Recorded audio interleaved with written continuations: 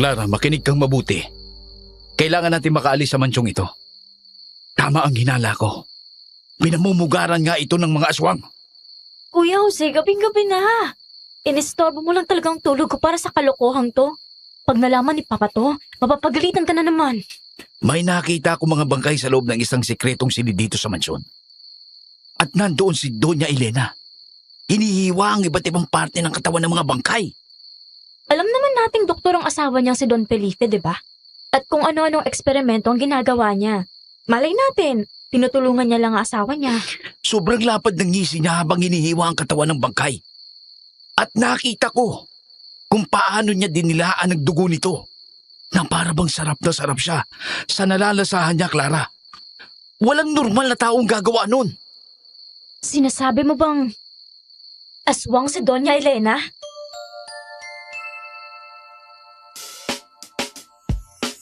Minsan ka na rin bang nakarinig ng nakakatakot na kwento mula sa lola mo nung bata ka pa? Yung tipong tumindig talagang balahibo mo. Dahil ito ang nagsilbing patunay na ang mundo natin ay nababalot ng misteryo. Paano kung dumalo ka sa isang kasalan na may nakahandang kakaibang putahe? At paano kung ang putaheng ito pala ang magbubunyag ng isang madilim na sikretong magdadala sa iyo sa bingit ng kamatayan? Oh, alam kong puno na ng katanungan ang isip mo ngayon.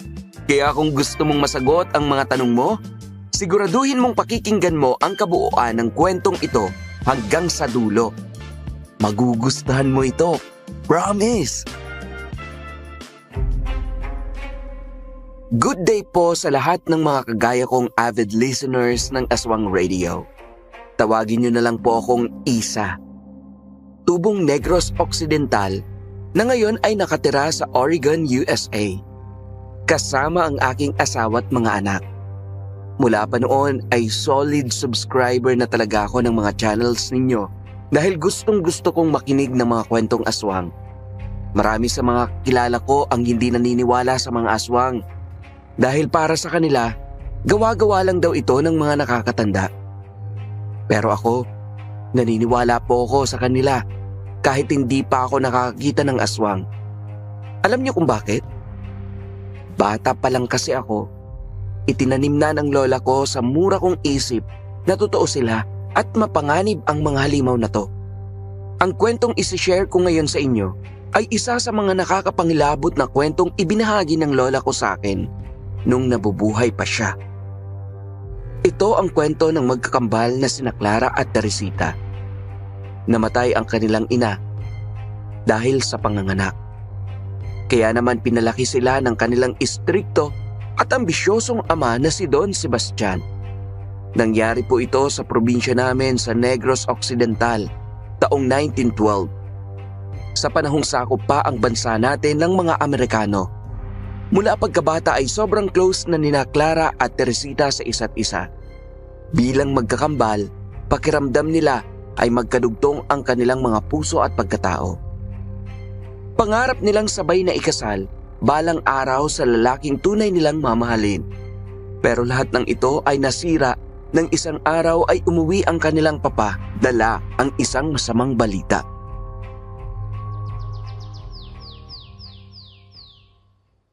Pero Papa, hindi ko maaaring pakasalan si Isagani pagkat hindi siya ang aking iniibig. May iba ka na bang iniibig? Wala pa po. Pero ipinagdarasal ko sa mahal na Berhen na sana'y mahanap ko ng lalaki magpapatibok ng aking puso. At paano kung si Isagani na pala ang sagot sa mga dasal mo? Ang lalaking yun na daig pang 5 bagyong pinagsama? Papa, imposibleng magustuhan yun ng kakambal ko. Napakahambog nun. Manahimik ka, Clara. Hindi ka kasali sa usapang ito. Paumanhin, Papa. Pero kasali ako sa anumang bagay na may kinalaman sa kakambal kong si Teresita. Papa, bakit mo sinampal si Clara? Matagal na ako nagtitimpi sa kapatid mong yan, Clara. Masyadong matalas ang dila mong bata ka. Ilang beses kitang pinalampas. Pero hindi na sa pagkakataong ito. Nais din naman akong ipagtanggol ni Clara. Dahil alam niyang hindi ako magiging masaya sa nais niyong mangyari. Mga makasarili! Hindi lamang ito tungkol sa kung anong makakapagpasaya sa inyo. Kailangang unahin ninyo kung ano makabubuti para sa pamilya natin. At paano makakabuti sa pamilya natin ang pagpapakasal ng kakambal ko sa lalaking yun? Isang kilalang doktor ang ama niyang si Don Felipe. Ang ina naman niyang si Doña Elena ay isang hasyendera. Alam niyo naman siguro kung gaano kalaki at karami ang kanilang mga lupain at ari-arian. Ngunit, maayos naman po ang buhay natin. Marangya pa nga ito kung tutusin. Bakit pa natin kailangan ng kayamanan ng pamilya nila? Hindi ka talaga nag-iisip. Sa panahon natin ngayon, kung saan sakop tayo ng mga dayuhan, mahalaga ang pera at kapangyarihan. Kaya kailangang mas palawakin pa natin ang ating impluensya. Bukod sa kanilang kayamanan, malakas rin ang kapit ng pamilya nila sa mga sundalong Amerikano. Kaya malaki ang magiging pakinabang nila sa atin. Ngunit Papa, Magpapakasal kayo na Isagani! Tapos ang usapan! Niyakap ni Clara ang luhaan niyang kakambal. Alam nilang wala na silang magagawa upang tutulan ang gustong mangyari ng kanilang ama na si Don Sebastian. Kilala ito bilang istrikto at batas ang bawat salitang lumalabas sa bibig nito. Magkakambal man silang dalawa, pero malayo ang personalidad nila sa isa't isa. Mahinhin si Teresita, pinong kumilos at madasalin. Samantala, matigas namang kumilos at magsalita si Clara. Siya yung matapang at walang kinakatakutan. Kaya naman sa kanilang dalawa, siya ang mas sumasagot at kumukontra sa kanilang ama. Pero sa pagkakataong yun, ay alam ni Clara na wala na siyang magagawa upang tulungan si Teresita. Clara, ano itong narinig ko? Galing sa mga katulong na nagkukulong raw sa kanyang silid, si Teresita. Kuya Jose, mabuti naman at narito ka na. Kanina pa kita hinihintay. Saan ka ba nang galing? Sa bukid, saan pa ba? Ano nga nangyari kay Teresita? Hindi pa raw ito kumakain. Dinaramdam niya ang pasya ni Papa. Alam mo na bang gusto siyang ipakasal nito kay Isagani? Ha? Sa napakahambog na lalaking yun? Mismo. Kuya, hahayaan ba nating ipakasal ang kakambal ko sa lalaking yun? Alam naman nating walang kwentang taong Isagani na yun. Nakadepende lang naman siya sa kayamanan ng pamilya nila. Sukdulan na talagang ambisyon ni Papa. Alam naman nating ginagawa niya lang ito para lang sa kayamanan at impluensya. Sinubukan ko siyang kontrahin. Pero kilala naman natin si Papa. Wala siyang ibang pakikinggan kundi ang sarili niya. Susubukan ko kausapin si Papa. At ikaw naman, gawin mo ang lahat para makapasok ka sa kwarto ng kakambal mo. Pakainin mo siya. At baka magkasakit siya dahil dito sa ginagawa niya. Sige kuya, ako nang bahala kay Teresita. Mabuti na lang at nagawa niyang kumbinsihin si Teresita kaya't nakapasok siya sa kwarto nito. Nagdala na rin siya ng pagkain para makakain ang kakambal niya. Awang-awa siya dito dahil namumugto na ang mga mata nito sa kakaiyak. Kung may magagawa lang sana siya para tulungan ito sa sitwasyon nito, ay gagawin talaga niya. bakit ganun si Papa? Wala ba talaga siyang pakialam kahit na maging miserable ang buhay ko? Hindi ko rin siya maintindihan. Bakit hindi siya marunong makontento kung ano yung meron tayo ngayon? Kung tutuusin ay mapalad pa rin tayo kung ikukumpara sa ibang tao. Masyado na siyang nabulag sa kayamanan at kapangyarihan. Kaya't pati tayong mga anak niya ay gagamitin niya para sa kanyang mga ambisyon. Kuya Jose, ano? Nakausap mo na ba si Papa? Nagawa mo ba siyang kumbinsihin na itigil na ang kahibangan niya? Ayaw makinig ni Papa. Kahit anong pakiusap ko, sarado na ang isip niya eh.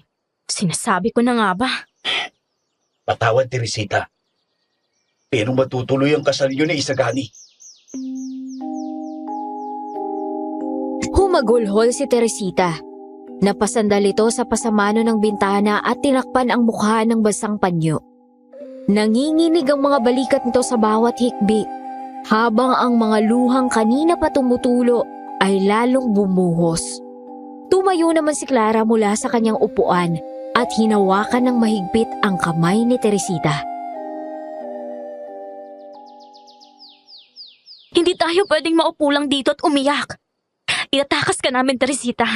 Ano? Anong sinasabi mo, Clara? Wala ka na ba sa katinuan mo? Kuya, hindi ko pwedeng pabayaan na lang ang kakambal ko na maikasal sa isang lalaking hindi naman niya mahal. Kaya ngayong gabi rin, itatakas natin siya. Hindi ko kayang gawin yan, Clara. Mababalo si Papa sa galit. Paano kung mahuli tayo? Paano ang kahihiyang idudulot nito sa pamilya natin? Mahalaga pa ba yan? Ang importante ay mapigilan natin ang kahibangan ng ating ama. At saan naman natin siya dadali? Alam niyo kung gaano kalawak ang impluensya ni Papa? Isang tawag niya lang sa mga alkalde at gwardya. Mahahanap nila si Teresita kahit saang sulok ng probinsya. Kuya Jose, tulungan mo naman ako. Hindi natin pwedeng pabayaan na lang si Teresita. Pupuntahan ko si Isagani bukas. Kakausapin ko siya ng lalaki sa lalaki. Sisiguraduhin kong malalaman niya na oras na saktan niya si Teresita o hindi tratuhin ng maayos. Ako mismo ang makakalaban niya. Teresita, hindi ko hayaang magdusa ka sa piling niya. Masyadong naging mabilis ang mga pangyayari. Pagkalipas ng 2 araw ay bumisita na si Isagani at ang mga magulang nito sa bahay nila para mamanhikan. Sa totoo lang, gustong-gusto raw itaboy ni Clara ang mga ito at sabihing hindi sila masaya sa magaganap na kasalan. Pero pinigilan niya ang kanyang sarili dahil baka magalit na naman ang papa nila sa kanya. Kaya labag man sa kanyang kalooban, ay pinakitunguhan pa rin niya ng maayos ang kanilang bisita. Excited na kami sa pag-iisang dibdib ng ating mga anak. Siya kung ito nang magiging pinakamagandang kasal sa buong baryo. Ako man ay sabik na rin sa kanilang kasal, Doña Elena. At alam ko rin magiging napakaganda nito.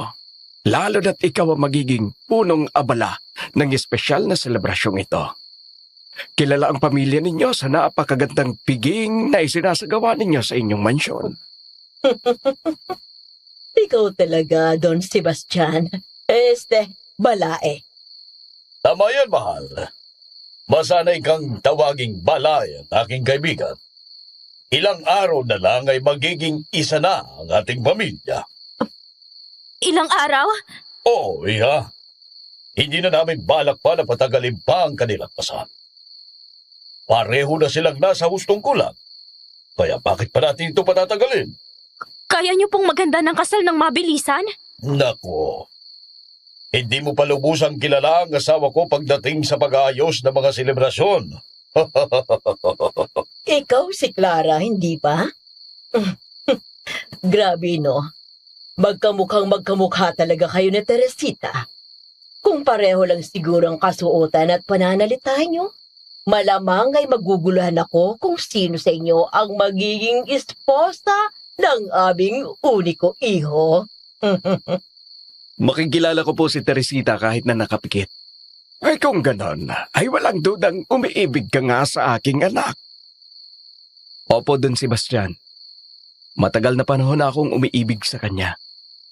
At naghahanap lang ako ng tamang pagkakataon para ipahayag sa kanya ang aking damdamin. Kaya naman labis ako natuwa nang sabihin na napapas sa akin na kay Teresita nila ako ipapakasal. Ano nga bang tawag nila dito sa wikang Ingles? Palagi ko itong naririnig sa mga kaibigan nating sundalong Amerikano eh. Destiny ba yun? Oo, tama. Destiny ang pagpapakasal ninyo na Teresita. Nakatadhana na ito't nakasulat na sa mga bituin. Kung ganun, aasahan kong aalagaan at pasasayahin mo ang aking kapatid. Sa abot ng iyong makakaya. Hindi mo siya sasaktan at tatartuhin mo ng maayos. Tama ba? Jose, ano ka ba? Hindi mo na kailangang sabihin yan kay Isagani. Alam niya na kung anong dapat niyang gawin. Mga balay, pagpasensyahan niyo na itong panganay ko. Masyado lang talaga itong protective sa kanyang mga kapatid na babae. Walang problema, balay. Naiintindihan namin siya. At sa totoo lang, Nakakabangha ang pagmamahal at pagmamalasakit niya sa kanyang mga kapatid. Mapalad ka sa iyong mga anak. Huwag kang mag-alala, Jose. Makakaasa kang mamahalin ko si Teresita ng buong buo. Hindi ko siya sasaktan at gagawin ko ang lahat upang maging masaya siya sa aming pagsasama. Pagka-uwi ni na Isagani ay kaagad silang kinausap ng kanilang papa sa sala. Bakas ang galit sa mukha nito. Walang awa nitong sinuntok ang kanilang kuya Jose. Kaagad naman nilang dinaluhan ang kanilang kuya at pinahinahon ang kanilang ama. Ang lakas ng loob mong bastusin ang ating mga bisita. Papa, tama na! Hindi naman binastos ni Kuya Jose ang mga bisita natin. Isang simpleng paalala lang naman yung sinabi niya kay Isagani. Walang masama dun. Isa ka pa, Clara. Hindi ba't malinaw ang sinabi ko sa iyo na huwag kang sasabat sa usapan? Paumanhin po. Nagulat lang naman ako nung sinabi nilang magaganap na ang kasal sa lalong madaling panahon. At ano naman ang nakakagulat doon? Papa, may panahon ka pa upang bawiin ang desisyon niyo. Nakikiusap po ako sa inyo. Huwag niyo po akong ipakasal kay Isagani. Hindi ko talaga siya mahal. At hindi ko siya magagawang mahalin kahit kailan. Huwag kang magsalita ng tapos. Matututunan mo rin siyang mahalin. Ngunit, Papa, Hindi mo na mababago pang-iisip ko. Kahit ilang beses kang makiusap. Huwag mo sanang isipin na ginagawa ko ito para saktan ka. Ang lahat ng ito ay ginagawa ko para sa ikabubuti mo at ng pamilya natin. hindi totoo yan. Ang lahat ng ito ay para sa walang katapusang ambisyon mo. Bakit hindi mo nalang aminin ang totoo, Papa? Ginagamit mo lang ako para sa pansariling interes mo. Kailan ka pa natutong sagutin ako? Ito bang natutunan mo mula dito sa pasaway mong kakambal? Walang kinalaman dito si Clara. Sadyang napagod na ako magpakontrol at magpagamit sa isang amang katulad mo. Teresita, tama na yan. Huwag mo nang sagutin si Papa. Walang hiya kang bata ka! Kinasusuklaman kita, Papa. Saan ka pupunta? Bumalik ka rito! Teresita! Teresita! Huwag kang lumabas ng mansyon gabi na! Kuya, sundan natin si Teresita. Baka mapano siya.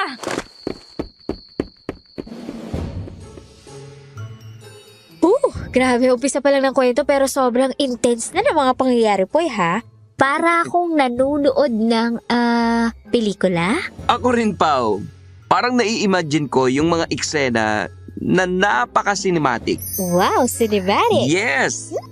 At napaka-interesting ng kwento natin today dahil nangyari ito noong panahon pa ng mga Amerikano. Kaya tiyak ako marami tayong mapapakinggang mga misteryosong bagay ngayon. Totoo yan, boy. Nakukuha talaga yung curiosity ko ng mga ganitong kwento eh. Kasi base na rin sa kwento ng mga matatanda, mas laganap talaga yung mga aswang ng mga unang panahon, di ba? Kaya sure akong magiging exciting ang kwentong mapapakinggan natin ngayon. Bukod sa exciting, sigurado akong interesting din ang kwentong ito. Lalo na't magkakambal ang mga bida natin. Uy, there too. Paano nga kaya nila malalagpasan itong pagsubok sa buhay nila? Matutuloy nga ba ang kasal ni na Teresita at Isagani? Naku, sana naman hindi. Kasi medyo off yung vibes ni Isagani at ng mga magulang niya eh. Ewan ko lang baka masyado lang ako judgmental pero parang alam mo yun, may something sa kanilang mag-anak. Di ba nafe-feel? Oo, napifeel ko. Well, kayo ba mga kaaswang radio? Nasisense nyo rin ba yung mga nasisense namin ngayon? Sige nga, comment nyo nga. Sure akong nasisense din nila yan, Pao. Kasi lahat yata tayo dito sa Aswang Radio ay may trust issues na eh. Talaga nilahat mo. Kaya sabay-sabay po tayong magduda at mag-overthink. Correct. At kahit nag-overthink kayo dyan, huwag niyo pa rin po sana kalimutang mag-like, share, and subscribe for more Aswang Stories. O diba? Ang smooth ng pagkaka-insert ko doon, boy. Smooth nga. Hindi gaya ng mga nangyayari sa kwento natin dahil mukhang marami silang haharaping dagok dito eh. Kaya hindi na namin kayo bibitinin, mga Kaaswang Radio. Dahil alam kong excited na rin kayong malaman kung ano ang mga susunod na mangyayari. Correct ka dyan, boy. Kaya kunin nyo na ang mga snacks nyo dyan magtabi na rin po kayo ng malamig na tubig dahil itutuloy na natin ang kwento. Mabilis ang paghinga ni Clara habang sumasabay sa malalaking hakbang ng kanyang Kuya Jose. Tanging ang liwanag ng buwan ang nagsisilbing gabay nila sa madilim na hasyenda. Humahampas ang mga tuyong dahon at sanga sa kanilang mga binti, pero hindi nila ito pinapansin. Teresita! Teresita, nasaan ka na? Teresita! Pakiusap, bumalik ka na! Nag-aalala kami sa'yo! Pag may nangyaring masama sa kapatid natin, si Papa talaga ang sisisihin ko. Napakamakasarili niya. Kuya, hindi kabisado ni Teresita ang hasyenda. Lalo't hindi naman siya madalas na lumabas ng mansyon. Natatakot ako. Baka kung anong mangyari sa kanya. Huwag kang magalala. Mahanap natin siya. Hindi pa naman siguro gaano nakakalayo yun. Nagpatuloy sila sa paghahanap. Habang sa paligid naman nila ay makikita rin ang mga ilaw mula sa mga trabahante ng hasyenda. Nagkalat ang mga ito. Tinatawag ang pangalan ni Teresita, pero tanging huni lang ng mga kuliglig ang sumasagot sa kanila. Sa kanilang paghahanap ay nakarating sila sa may batis. Biglang tumigil ang Kuya Jose niya. Mula sa malayo ay narinig nila ang mahinang agos ng tubig at ang isang matinis na hagulhol na tila pumupunit sa katahimikan ng gabi. Nagkatinginan silang magkapatid at mabilis na tumakbo patungo sa batis. At doon nila natagpuan si Teresita na nakaluhod sa gitna ng mga basang bato. Nakayakap ito sa isang lalaking nakahandusay at wala ng buhay. Nanlaki ang mga mata ni Clara nang makilala ang duguang mukha. Si Javier, isa sa kanilang mga magsasaka. Teresita, anong nangyari? Diyos ko! Si Javier! Wala na siya! Patay na si Javier! Paano siya namatay? Sino may gawa nito? Sinugod ba siya ng ligaw na hayop? Ay, Diyos ko! Napaka-brutal ng pagkakapatay sa kanya! Bukas pang dibdib at ang tiyan niya!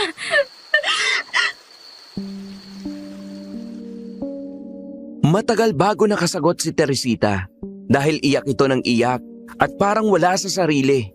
Marumi ang suot nitong puting bestida, puno ng putik at tilamsik ng dugo.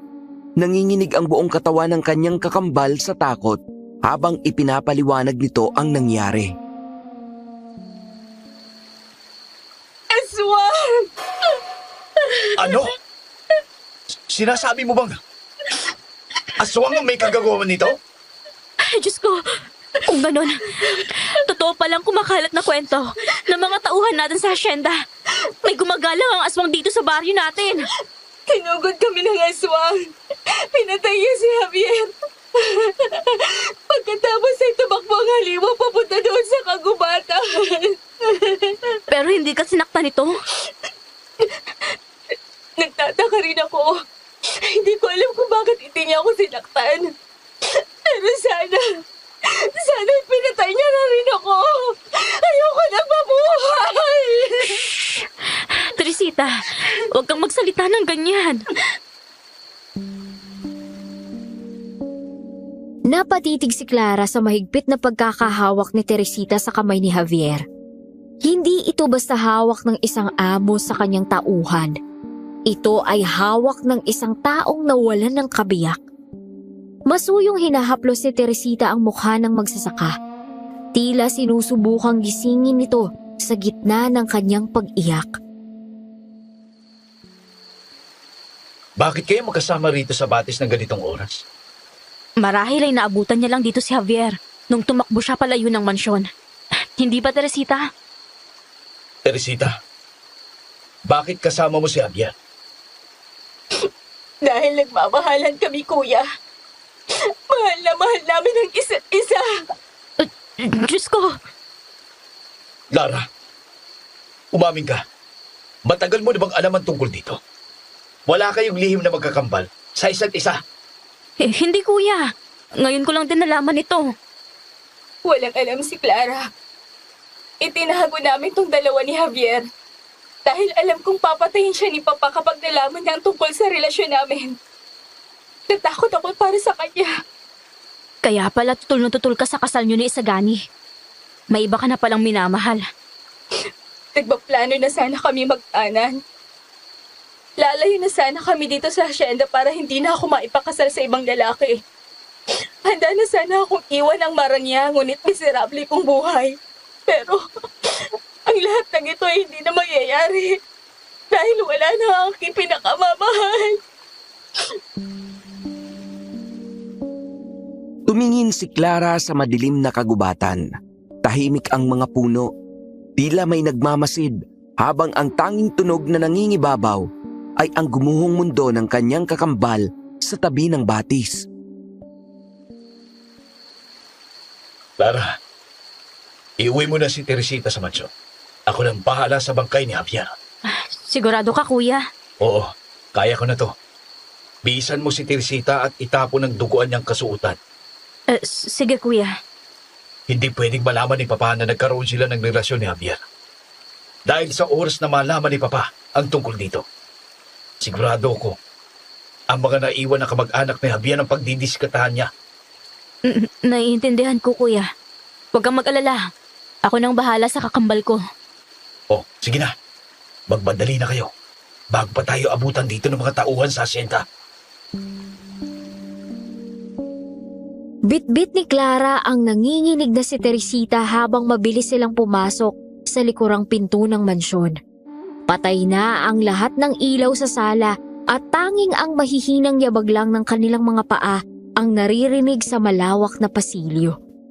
Pagpasok sa kwarto ay agad na isinarado ni Clara ang pinto. Mabilis niyang kinuha ang isang malinis na bestida mula sa aparador.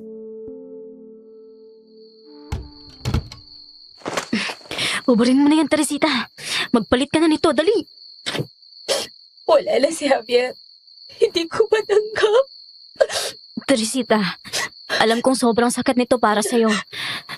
Pero sa ngayon, kailangan na nating kumilos.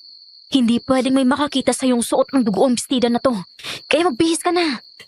Dugo ito ni Javier. Teresita, walang pwedeng makaalam ng nangyari. Pag nalaman nilang ikaw ang huling nakasama ni Javier sa batis, baka ikaw ang pagbintangan nilang pumatay dito. Hindi ko magagawa yan. Mahal na mahal ko si Javier. Bakit ko naman papatayin ang lalaking mahal ko? Aswang ang pumatay sa kanya. Nakita ng dalawang mga mata ko ang nangyari. Oo, alam ko. Pero kailangan pa rin nating makasiguro. Isa pa, kagaya nga ng sinabi ni Kuya Jose, hindi maaaring malaman ni Papa na nagkaroon kayo ng relasyon ni Javier. Alam mo kung paano siya magalit. Baka idamay niya ang pamilya ni Javier. Baka paalisin sila sa hacienda. O mas malala pa yung gawin niya. Hindi pwedeng mangyari yan. Kailangan kong protektahan ang pamilya nila. Ito na lang maaari kong gawin para kay Javier. Kaya makinig ka sa akin. Magbihis ka na at nang maitapon ko na yung duguan mong bestida. Magpapakasal na ako kay Isagani. Gagawin ko ng gusto ni Papa. Ano? Kung papayag na ako sa kasalang magaganap, mas hindi magdududa si Papa na may iba akong minamahal. Isa pa, wala na rin naman si Javier. Wala nang saysay kung lalaban pa ako. Naramdaman ni Clara ang kirot sa kanyang dibdib. Gusto niyang sabihing wag, na may iba pang paraan pa. Pero alam niyang wala na silang lakas para pigilan ang nakatakdang kasal.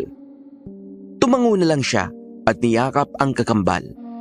Pagkatapos magbihis ni Teresita ay kinuha niya ang dugoang bestida nito at mabilis itong ibinalot sa isang lumang tela. Kailangan niyang itapon ito sa sunugan sa likod bago pa sumikat ang araw. Dahan-dahan niyang pinihit ang doorknob at lumabas. Ngunit pagkaliko niya sa madilim na pasilyo ay muntik na siyang mapatalon nang makita ang isang matikas na figura na nakatayo malapit sa hagdan. Ang kanyang papa. Mabuti na lang at mabilis niyang naitago sa kanyang likuran ang hawak niya bago pa nito makita yon. Papa? Bakit gising ka pa? Ang kakambal mo, nakauwi na ba? Nagpapahinga na po siya sa kanyang silid. Napakatigas talaga ng ulo ng batang yon. Pinag-aalala niya ang buong asyenda dahil sa paglalayas niya. Pinagsabihan ko na po siya. Siguraduhin mong hindi mo naiimpluwensya ng kakambal mo, Clara. Natututo na siyang sumalungat sa akin. At alam mo kung anong nangyayari sa mga taong lumalabag sa mga utos ko. Tumangulang si Clara. Hindi makatingin ng diretso habang nararamdaman ang lagkit ng sariwang dugo ni Javier na tumatagos na sa kanyang mga kamay mula sa likuran. Sa inyong magkakambal, ikaw lang ang sakit sa ulo ko. Ngayon lamang nangyari na sinalungat ako ni Teresita. Intindihin na lang po natin siya. Hindi po madali para sa kanya ang lahat ng to. Maaaring kinamumuhian niya ako ngayon. Ngunit darating ang araw na mapagtatanto rin niyang tama ako. At pasasalamatan niya ako na pinakasal ko siya kay Isagani. Sige po, magpapahinga na ako. O sige, mas mabuti pa nga. Ginaumagahan, habang kumakain sila ng agahan ay inanunsyo na ni Don Sebastian na pupunta raw sila sa hasyenda ni na Don Felipe. Inimbitahan na raw sila nito para doon mananghalian. Ayaw na sanang sumama pa ni Clara. Pero ayaw rin niyang hayaang pumunta doon ang kakambal niya nang wala siya. Habang nagkakagulo ang mga katulong sa pag-aayos ng mga dadaling gamit, ay pumasok si Clara sa silid ni Teresita. Naabutan niya itong nakaupo sa harap ng salamin at dahan-dahang sinusuklay ang mahaba nitong buhok. Walang kurap ang mga mata nito habang nakatingin sa sariling refleksyon. Sigurado ka na ba talaga rito? Bakit pa ako mag-aalinlangan? Nakaplano na ang lahat, Clara. Naisip ko lang na kung magiging miserable ka ng dahil dito, mas mabuti kung hindi mo na itutuloy ito. Wala na tayong magagawa, Clara. Kilala natin si Papa. At ang gusto niyang masusunod. Kung gusto mong tumakas, sasamahan kita. Salamat. Pero hindi mo kailangang magsakripisyo alang-alang sa akin. Lumapit si Clara at hinawakan ang balikat ng kakambal. Malamig ang balat nito. Naghahanap si Clara ng kahit katiting na lungkot, kaba o galit sa mukha ng kakambal, pero tila isang pader na simento ang ekspresyon nito. Walang emosyon. Patay ang kislap sa mga mata ni Teresita at parang tanggap na nito ang tadhana ng walang reklamo. Naputol ang pag-uusap nila nang may pumasok na katulong para sabihing aalis na raw sila. Pagkalipas ng isang oras ay pumasok na ang sasakyan nila sa malawak na lupain ng pamilya ni na Isagani. Sa magkabilang gilid ng kalsada ay parang sumasayaw ang matatayog na mga tubo sa ilalim ng mainit na sikat ng araw. Amoy lupa at tamis ng pananim ang humahampas sa bintana ng sasakyan. Sa dulo naman ng mahabang kalsada ay tumambad sa kanila ang isang dambuhalang mansyon na yari sa puting bato at maiitim na kahoy na nara. Naglalakihan ang mga bintanang kapis nito at ang balkonahe sa itaas ay napapalibutan ng mga ukit na tila mga gumagapang na baging. Bumaba sila ng sasakyan at agad silang sinalubong ng nakangiting si Doña Elena. Kasama ang nakangitiring si Don Felipe. Sa tabi naman nila ay nakatayo si Isagani. Matikas ang tindig at formal ang suot, pero baka sa mukha ang pagmamalaki habang nakatingin sa kanilang dumarating. Naunang pumasok si Doña Elena habang iginigiya sila patungo sa dining hall. Sinalubong sila ng isang mahabang mesa na halos mapuno ng iba't ibang putahe. Kumikinang ang mga kubyertos na pilak sa ilalim ng dambuhalang chandelier. Palihim namang pinisil ni Clara ang palad ni Teresita upang iparamdam dito na naroon siya upang suportahan ito. Napagkasundahan namin na sa susunod na linggo, gaganapin ang kasal. Wala kaming tutol dyan, Balay. Isagawa na natin ang kasal sa lalong madaling panahon. At dahil pamilya na tayo, mas mabuting dito na kayo manatili sa mansyon simula ngayon hanggang sa araw ng kasal. Teka, bakit kailangan dito pa? Isang oras lang naman ang pagitan ng mga asyenda natin. Hindi naman siguro kailangan dito pa kami tumira. Jose, hayaan mo na iho. Isipin mo na lang na bakasyon ito. Bago ang malaking selebrasyon, maganda rin na mas kilala natin ang isa't isa rito sa loob ng mansyon.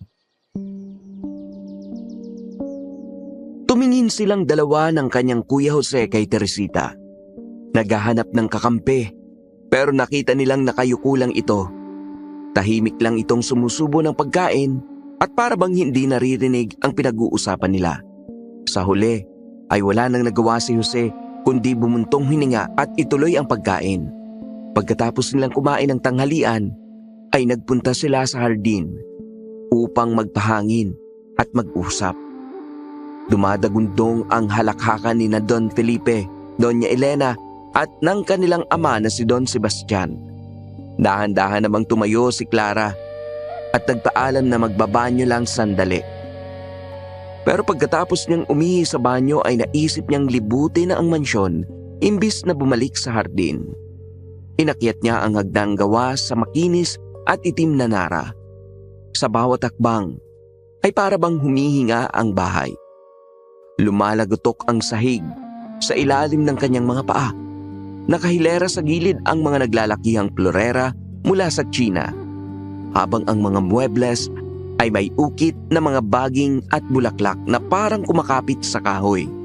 Napahinto naman siya nang makita ang isang malaking portrait na nakasabit sa pader. Makikita doon ang isang babaeng nakasuot ng magarbong Filipiniana. Malamig ang titig nito at napansin niyang medyo kahawig nito si Doña Elena. Humaplos ang malamig na hangin sa batok ni Clara.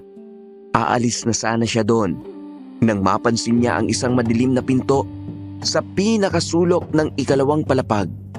Hindi niya maintindihan kung bakit, pero parang may nagsasabi sa kanyang lumapit dito at buksan ang pinto. Kaya dahan-dahan siyang naglakad palapit sa nasabing pinto. Iniangat naman niya ang kanyang mga kamay para buksan ito, pero bago pa man dumapo ang kanyang mga daliri sa malamig na bakal, ay isang mahigpit na kamay na ang humawak sa kanyang braso. Napatalon si Clara at mabilis na nilingon ito. Isagani, Anong ginagawa mo dito? Akala ko ba'y magbabanyo ka lang? paumanhin. Nadala lang ako ng kuryosidad ko. Kaya naisipan ko mag-ikot-ikot dito sa mansyon. Bawal pumasok sa silid na to. Bakit? Nagpapahinga ang lola ko sa loob. 90 anyos ng aking lola na si Doña Guada. At mahigpit pang bili ng doktor na huwag siyang iistorbohin. Ganun ba? Paumanhin ulit, Isagani. Hindi ko sinasadya. Tinatanggap ko ang iyong paumanhin. Pero sana'y huwag na itong mauulit. Halika na. Bumalik na tayo sa hardin at tinahanap ka na nila. Pagkabalik nila sa kanilang mansyon, ay kaagad na kinausap niya ang kanyang Kuya Jose. May masama kasi siyang pakiramdam sa pamilya ni na Isagani. Hindi niya matukoy kung ano ito, pero nahihirapan siyang pagkatiwalaan ang mga ito. Kuya, alam mong madalas na tama ang mga kutob ko. Clara, hindi natin sila maaaring husgahan. Base lang sa kutob mo. Ikaw, huwag mong sabihin wala kang napapansing mali sa pamilya nila. Meron. Pero wala akong sapat na ebidensya. Anong napansin mo? Kanina, napadpad ako sa likod na bahagi ng kanilang mansyon. At nakita ko ang ilan sa mga kalalakihan na may karga-karga mga sako. Parang mga bangkay ang laman ng mga sakong yun. Bangkay? Ano namang gagawin nila sa mga yun? Hindi ko alam. At hindi rin naman ako sigurado kung bangkay ba talaga ang laman ng mga sakong yun. Pero, yaman din lamang at sa kanila tayo titira hanggang sa araw ng kasal. Kukunin ko ang pagkakataong ito upang alamin kung ano ang lihim nila. Tutulungan kita. Wag na. Malalagay ka lang sa panganib. Kailangan kong malaman kung mapagkakatiwalaan nga ba natin ang pamilya nila. Dahil silang makakasama ng kakambal ko sa oras na may kasal sila na Isagani. At hindi ako makakapayag na mapaligiran sa Teresita ng mga masasamang tao. Bahala ka. Pero mahalagang tandaan mo na delikadong bagay itong gagawin natin. Iba yung pag-iingat ang kailangan natin. Alam ko naman yun, kuya. Huwag kang mag-alala. Mag-iingat ako. At hindi rin ako makakasagabal sa'yo. Huminto ang puting sasakyan nila sa harap ng malaking gate ng mansyon ni na Isagani. Bit-bit ang kanyang mga bag ay sumunod si Clara sa loob habang ninanamnam ang amoy ng lumang kahoy at mamahaling pabango na bumabalot sa pasilyo. Huminto sila sa tapat ng isang malaking pinto sa ikalawang palapag. Ang sabi ng kasambahay ay ito raw ang magiging silid niya. Pagkatapos ay iniwan na siya nito. Dahan-dahang pinihit ni Clara ang doorknob. Bumukas ang pinto at bumungad sa kanya ang isang malawak na silid. Napakaganda ng mga nakita niya. Mula sa malalambot na hortinang kulay velvet hanggang sa malaking kama na may 4 na poste. Pero may kakaibang lamig na dumampi sa balat niya. Lumingon siya sa gilid at muntik nang mabitiwan ang bitbit na maleta. Nakahanay sa isang mahabang istante ang dose-dosenang mga antigong manyika. Ang ilan ay nakasuot ng Victorian gowns. Ang iba naman ay may mapuputlang mukha na gawa sa porselana. Nakapako ang kanilang mga kristal na mata sa pintuan. Para bang sabay-sabay nilang binabantayan ang bawat hakbang ni Clara. Clara, iha? Komportable ka ba rito sa kwarto mo?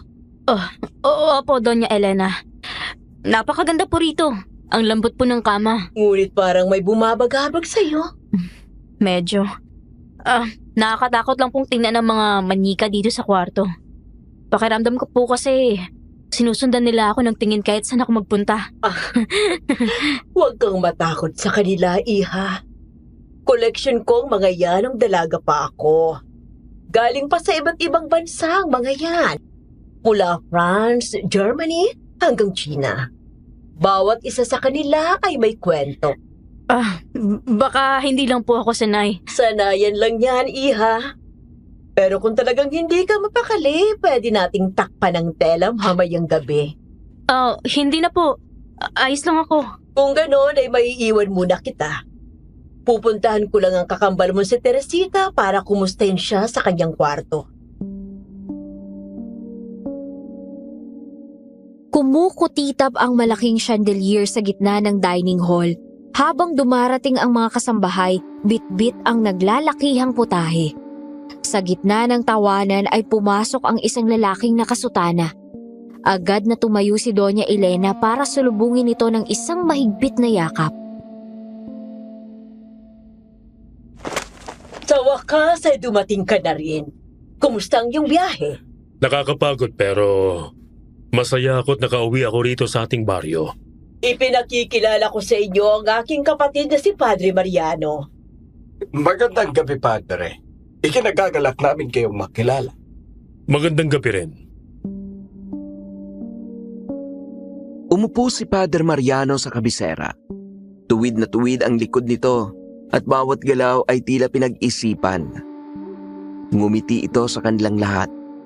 Pero hindi maipaliwanag ni Clara kung bakit hindi niya ito magawang tingnan. Para kasing may kakaiba dito na kinikilabutan siya.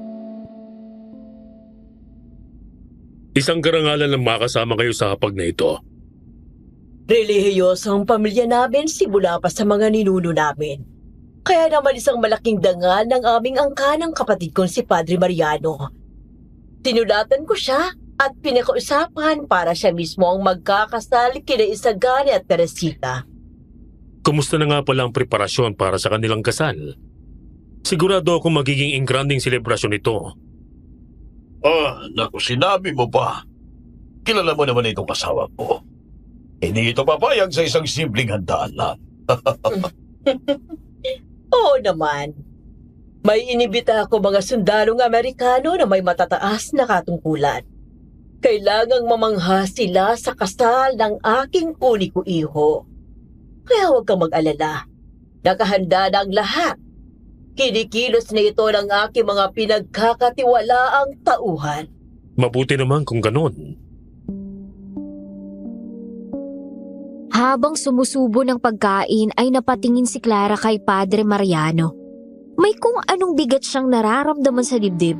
Sa tuwing umingiti ang pare ay para bang hindi umaabot ang saya sa mga mata nito. Malamig ang mga titig nito na tila ba may sinusuri sa kailaliman ng pagkatao ni Clara. Umiwas siya ng tingin at uminom ng tubig para pawiin ang kaba. Pero ramdam pa rin niya ang kakaibang presensya ng pare. Padre, gusto ko po sana mangumpisal sa inyo bago ang kasal. Gusto kong humarap sa altar na malinis ang aking konsensya. Isang napakagandang hangarin, Teresita. Siyempre, malugod kitang tatanggapin. Ako rin po, Tiyo. Susunod po ako pagkatapos ni Teresita. Pwedeng-pwede. Mas mabuti kang malinis ang inyong konsensya bago ang inyong pag-iisang dibdib. Kaya mga iho at iha, baka gusto nyo ring samantalahin ang pagkakataon para maglinis ng kalooban. Hindi na po. Salamat. Ibang-iba talaga kayo kay Teresita. Siya, napakarelihiyoso at may tunay na takot sa Diyos. Sana'y maging ehemplo siya sa inyong dalawa. Alam nyo, ang pangungumpisal ay hindi lang isang tradisyon. Ito ay ang pagbubukas ng pinto para sa personal na koneksyon sa Panginoon. Mahalaga na bago tayo magpatuloy sa buhay, dala natin ang kanyang grasya. Ngumiti ang pare, pero para kay Clara, ang ngiting yon ay tila isang babala na hindi niya maipaliwanag. Hindi na lang siya sumagot at pinilit na baliwalain ang bigat sa dibdib na kanyang nararamdaman. Pagkatapos kumain, ay bumalik na sila sa kani-kanilang silid. Nagpaiwan naman sina Isagani sa sala para kausapin si Padre Mariano. Naisip naman ni Clara na puntahan ang kanyang kakambal sa kwarto nito. Sumandal siya sa hamba ng pinto ng silid nito habang pinapanood ang kanyang kakambal na nag-aayos ng gamit. Wala ka ba talagang napapansing kakaiba, Teresita? Kakaiba? Anong ibig mong sabihin? Kay Padre Mariano o kahit sa pamilya ni na Isagani? Wala naman. Bakit mo naitanong? Mukha namang maayos ang pamilya nila. Marespeto sila at madasalin. Hindi ko alam. Parang may mali lang talaga. Clara, huwag kang manghusga agad. Masamang mag-isip ng hindi maganda sa kapwa. Lalo na't magiging pamilya na natin sila. Teresita, iha, handa ka na ba? Sisimulan na natin ang kumpisan. Opo, Padre. Clara, sige na. Lumabas ka muna. Kailangan ko ng mangumpisal. Clara, ayaw mo ba talagang mangumpisan? Pwede kang sumunod sa kakambal mo. Oh, hindi na po, Padre. Sige po, may iwan ko muna kayo. Mabilis na lumabas ng kwarto si Clara at naglakad pabalik sa kanyang sariling silid. Ngunit bago pa man siya makarating doon, ay napahinto na naman siya sa tapat ng pinakadulong silid sa hallway. Bahagyang nakabukas ang pinto nito at para bang nanunukso sa kanyang kuryosidad. Lumapit siya ng dahan-dahan dito. Hinawakan niya ang gilid ng pinto at sumilip. Halos lamunin ng dilim ang buong loob ng kwarto. Pero sa gitna ng anino ay naulinigan niya ang isang mahina at tuyot na ubo. Namayani ang awa sa puso ni Clara. Itinulak niya ng tuluyan ang pinto at pumasok. Sa gitna ng kama ay nakita niya ang isang matandang babaeng nakaupo, namumutla at tila hirap huminga. Ayos lang po kayo? Oo. Yung kamot ko, pakyapon. Nasa mesang katabi ng kama ko. Sige po. Bilisan mo, nanidikip ang dibdib ko. Ito po ba ang nakalagay sa baso ng gamot nyo? Ay, oo. Yan nga. Akin na. Kinuha ni Clara ang baso Pero napansin niyang kakaiba ang laman nito. Isang pulang likido na malapot at tila kumikinang sa dilim. Parang sariwang dugo. Bagaman nag-aalinlangan ay inabot niya ito sa matanda. Mabilis naman itong kinuha ng ginang at tinungga ng walang pag-aalinlangan. Para bang uhaw na uhaw ito. Nakahinga ng malalim ang matanda pagkatapos uminom. Salamat, Iha. Oh, walang anuman po. Ako nga po pala si Clara. Kilala kita. Ikaw ang kakambal ng mapapangasawa ng apo kong si Isagan. Ako si Doña Guada, ang ina ni Elena at lola ni Isagan. Ikinagagalak ko po kayong makilala. Nagagalak ka bang talaga? Po? Anong masasabi mo sa sitwasyon ko? Ano po? Iha, kung hihiling ka ba ng mataas na buhay, huwag ka nang magpapaabot ng 90 anyos para hindi ka maging katulad ko na uugod-ugod at sakitin. Hindi masaya ang ganitong buhay.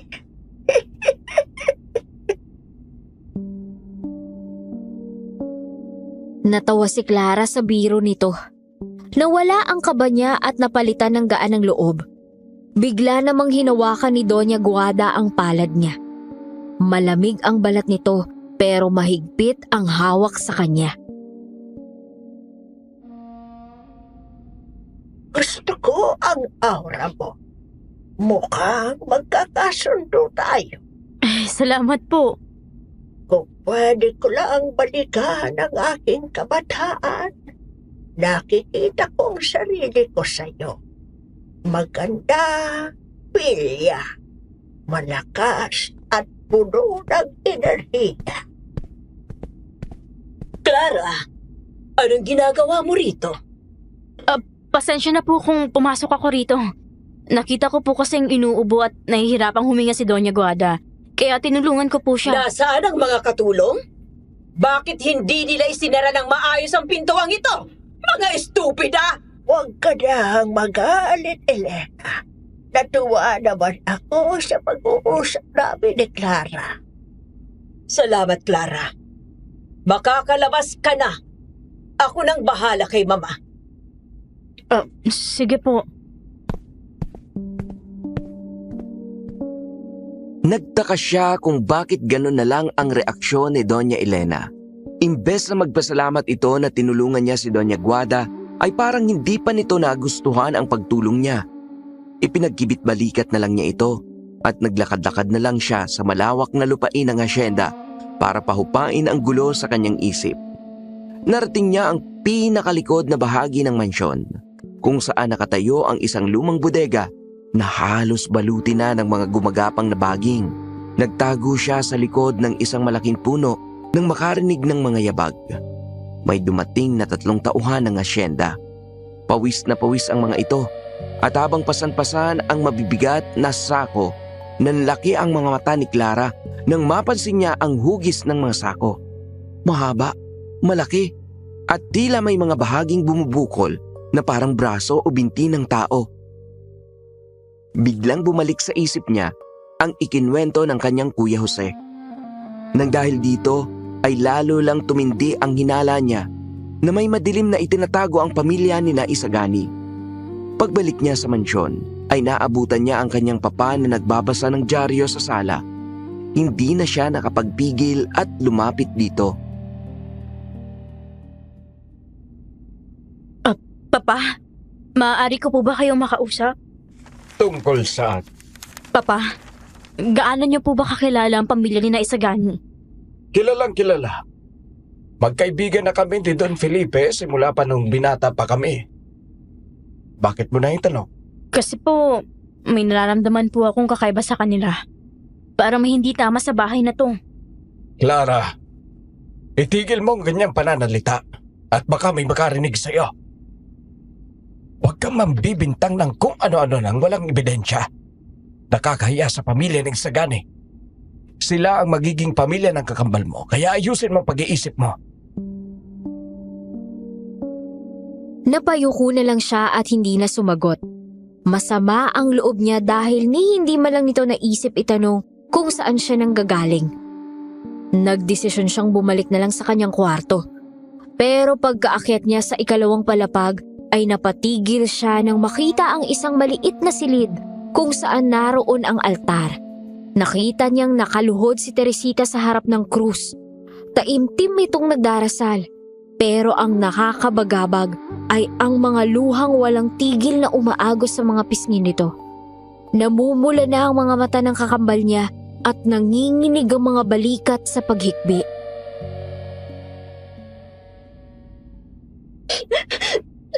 Teresita, Isang oras na siyang ganyan. Ayaw tumayo. Di ayaw uminom ng tubig. Wala siyang tigil sa pagdarasal. kuya, ano nangyayari sa kanya? Ba't siya nagkakaganito? Nangumpisa lang naman siya kanina. Hayaan niyo siya. Kailangan niyang gawin to upang mapatawad ng Panginoon ang kanyang mga kasalanan. Normal lang ang pagsisisi para sa isang kaluluwang nagnanais ng kaligtasan. Nagkatinginan sina Clara at Jose sa sinabi nito. Walang nagsalita sa kanila.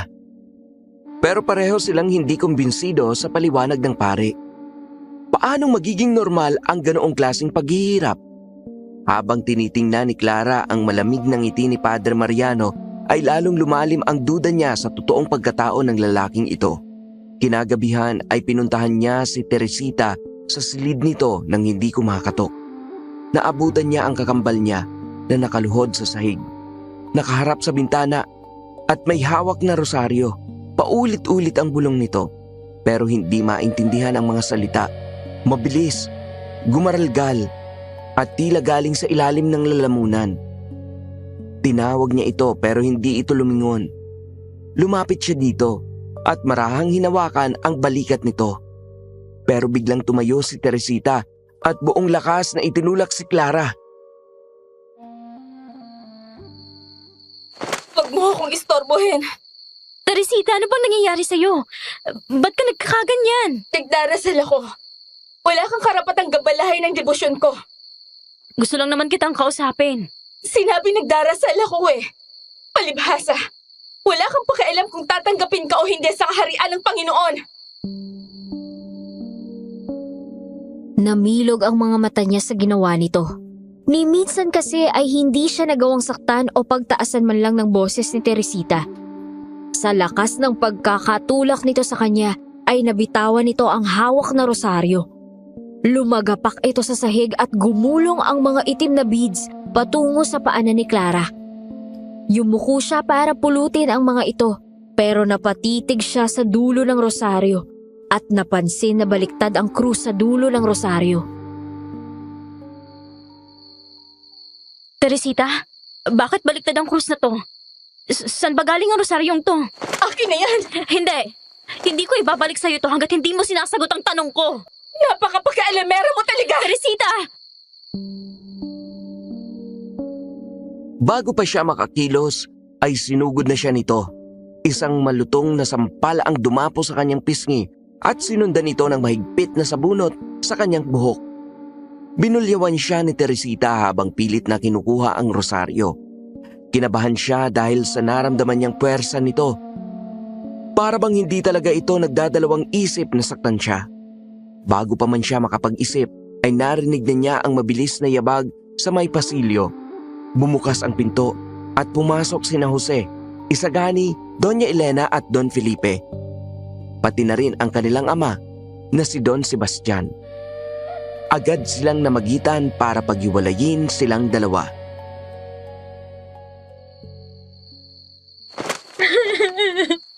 Tama na! Ano ba itong gulo ninyo?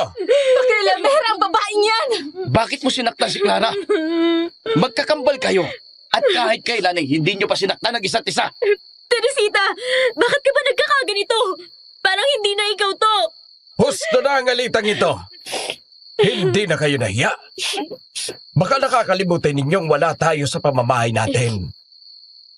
Mga balay, pagpasensyahan niyo lang dalawang ito. Naiintindihan namin. Huminahon kayo mga iha. Hindi ito ang tamang asta ng isang dalagang Pilipina. Kung ano man ang hindi nyo pagkakaunawaan ay maaari natin itong pag-usapan. Tama si Mama. Hindi ninyo kailangang magsakitan. Papa, tingnan niyo si Teresita. May mali sa kanya. Tingnan niyo yung rosaryo niya. Baliktad ang krus. Hindi ito gawa ng Diyos. Husto na, Clara. Pwede bang huwag mong pakialaman ang kakambal mo? Naghahanda siya para sa kanyang kasal. Kailangan niya ng katahimikan. Pero Papa, Papa, bakit mo sinampan si Clara? Pumasok ka sa kwarto mo. At huwag kang lalabas hanggat hindi kita tinatawag. Nangilid ang mga luha sa mata niya. Tiningnan niya si Teresita na ngayon ay yakap-yakap na ni Doña Elena. Habang may misteryosong ngiti sa mga labi ng matanda. Hindi na nakapagsalita pa si Clara. Tumalikod na lang siya at tumakbo palabas ng silid habang humihikbi. Dinadaanan ang madilim na pasilyo ng mansyong tila unti-unting lumalamon sa kanilang pamilya. Nakakaloka. Ang daming nangyari. Hindi na to carry ng bangs ko. Kahit wala naman akong bangs. The imaginary bangs na lang. Oo, sige. Hindi na to carry ng imaginary bangs ko. Pero tama ka, ang daming nangyari. Dami, no? Kasing dami ng mga tanong sa isip ko ngayon. Ay, ayan ka na naman. Mag-iisa-isa ka na naman. Ano ba talaga ang lihim ng pamilya ni na Isagani? Kasi kung masama ang pakiramdam ng bida natin sa pamilyang yun, most probably, may something talaga sa kanila, di ba ga? Isa sa mga natutunan natin dito sa Aswang Radio ay pagkatiwalaan yung mga kutob natin, di ba? Lagi nating sinasabi yun. Oo. Minsan kasi madalas ang mga kutob na yan ang nagsisilbing gabay natin. At ito pa nga minsan ang nagliligtas sa atin mula sa kapahamakan eh. Tama ka dyan, Pao. Pero easy lang kayo ha. Kutob ang sinasabi namin dito. Hindi tamang hinala. Magkaiba yon. Ay, magkaiba ba yun? Pero kung tamang hinala lang din naman ang pag-uusapan, ako, sure akong mapagkakatiwalaan si Padre Mariano. Aba, imposibleng coincidence lang na nag-iba si Teresita pagkatapos itong mangumpisal sa misteryosong pari na yon. Oo nga. Diyos mio. Anong klaseng confession ba kasi ang nangyari? Bakit biglang parang sinapian na itong si Teresita? Naku, Father, ha? Nakakapagtaka nga ang bigla ang pag-iiba ni Teresita. Parang sinapian ng masamang espiritu. Aba, iba rin pala tong storyang ito eh. True. May aswang na, may exorcism pa yata magaganap. Oy nako, shoutout po sa iyo, Padre Mariano. Mangumpisal ka na kung ano ba talaga ang ginawa mo kay Teresita bago pa tuluyang manggigil itong si Paula. Correct. Padre Mariano, please lang. Umaming ka na, ha? Uwi na kami. Ang dami na namin problema sa buhay. Huwag ka nagdumagdag, ha? Isa pa yung si Doña Guada. Ito pa yan. Isa pa yan, eh. Ano na naman kaya ang role nito sa kwentong ito? Feeling ko may something din sa kanya eh. I can smell something fishy. Well, agree. Imposible namang dekorasyon lang siya sa kwentong to. Kaloka. Napaka-star-studded naman pala ng story ang pinadala mo, Sender. Ang daming characters. Nahihirapan akong mag-keep up sa mga ganap, boy. Pero gusto ko to kasi napapaisip ako. Sana naman ay ma-figure out ni na Clara at ng Kuya Jose niya kung ano ba talaga ang sikreto ng pamilya ni na Isagani. At sana'y makagawa sila ng paraan para hindi na matuloy ang kasal. Kasi kawawa naman si Teresita kung mapapabilang siya sa isang pamilyang puno ng darkness and mystery. Wow, darkness and mystery. Nako, Clara, ha? Kung kinakailangan mong sumigaw ng itigil ang kasal, gano'n. Gawin mo, please lang. Hindi talaga pwedeng matuloy ang kasalang yan. Pakitulungan mo na nga lang sumigaw si Clara, Pao. Sige. Feeling ko mas magaling ka eh. Punong-puno ng emosyon ang pagkakasigaw mo. Ano, ganito ba? Itigil ang kasal! Gano'n. Very good! Mahusay! Ako inuuto mo ako dito Ako Ang mabuti pa alamin na lang natin kung ano ang mga susunod na kaganapan. Oy, pero bago yan, hihingin po muna namin ulit ang tulong ninyo na i-report ang mga channels na nagnanakaw ng mga stories natin. Yes. Munti ko na rin makalimutan. Nako. Mas nakakagigil pa rin talaga ang mga nagnanakaw na yan. Kaya pakihandaan na po ng inyong mga buntot pagi as always dahil lalatiguhin natin ang mga aswang na yan. Oy, thank you po sa pagtulong ninyo sa amin at sa pagprotekta ninyo sa mga stories natin Thank you. dito sa Aswang Radio. At dahil dyan, hindi na namin kayo bibitinin. Tama. Ang dami na naming sinabi. O siya, tuloy na natin ang kwento. Sa halip na pumasok sa kanyang silid, ay tinulak niya ang mabigat na pintuan sa likod at halos madapa sa pagtakbo palabas ng mansyon. Nilamon siya ng gabi. Bawat hakbang niya sa maputik na daan ay sinasabayan ng masaganang luha na tumutulo sa kanyang mga pisngi. Narating niya ang gitna ng malawak na tubuhan kung saan ang matatalim na dahon ay humahampas sa kanyang balat. Tumingala siya sa langit at tinitigan ang bilog na buwan. Pinakawalan naman niya ang isang malakas na sigaw. Sumabog na lahat ang kanyang nararamdamang sakit at galit nung oras na yon. Nanginginig ang kanyang buong katawan habang nakakuyom ang kanyang mga palad. Narito ka pala. Anong ginagawa mo rito? Sinusundan mo ba ako? Huminahon ka, Iha. Nandito ako para kausapin at damayan ka. Huminahon? Paano nyo nasasabi yan pagkatapos ng mga nangyari? Naiintindihan ko ang iyong pigati. Ikaw ang may kakagawa nito. Kasalanan mo kung bakit nagkakaganito si Teresita. Hindi kita maintindihan. Wala naman akong ginawang masama sa kakambal mo. Magsisinungaling ka pa? Umamin ka sa akin. Anong ginawa mo sa kakambal ko? Sabihin mo sa akin ang totoo. Clara, nalilito lamang ang iyong kaisipan ngayon dahil sa nararamdaman mong galit. Wala akong ibang ninanais para sa kakambal mo kundi ang kabutihan. Bakit ko naman siya ipapahama? Isa akong pare, isang alagad ng Diyos. Tinitigan siya nito ng maigi. Ramdam niya ang kakaibang kaba sa bawat salitang lumalabas sa bibig ni Padre Mariano. Masyadong malinis. Masyadong kalkulado. Malakas ang kutob niyang niloloko lang siya nito at pinapaikot sa mga mabubulaklak nitong salita. Ngunit hindi siya magpapalin lang dito. Hindi ako naniniwala sa'yo. Iha, hindi magsisinungaling sa iyo ang isang pari na katulad ko. Hindi ako magpapalin lang sa isang demonyong nagbabanal-banalan. Oo, masakit ang iyong mga binitiwang salita. At aaminin kong nasaktan mo ko. Ngunit mas pipiliin kong intindihin ka dahil alam kong nasasaktan ka ngayon. Itigil mo na to, Padre. Ako'y babalik na sa mansyon. Ikaw rin, mas mabuti kung papasok ka na. Huwag kang magtagal dito sa labas, Clara. Totoo ang mga aswang.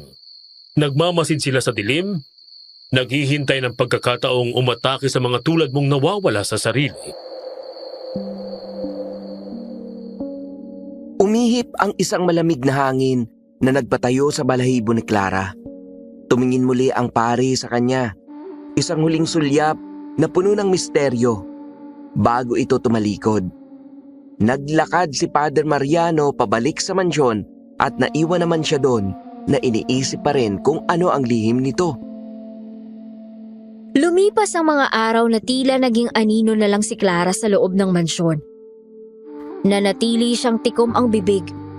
Umiiwas sa bawat pagkakataon na makakasalubong si Teresita. Kahit sa hapagkainan ay nakatuon lamang ang kanyang paningin sa pinggan habang ang boses ng iba ay nagsisilbing ingay na lang sa kanyang pandinig. Isang hapon ay kumatok ang isang katulong sa kanyang silid. Pinapatawag raw siya ni Doña Guada. Bahagyang kumunot ang noo niya. Nagtataka siya dahil hindi niya alam kung ano ang kailangan nito sa kanya. Pagpasok sa kwarto ng matanda ay sumalubong sa kanya ang amoy ng luma at mamahaling pabango. Nakaupo ang Donya sa kama nito at nginitian siya ng matamis. Pinatawag niyo raw po ako. Nabalitaan ko ang nangyari sa inyo ng iyong kakambal.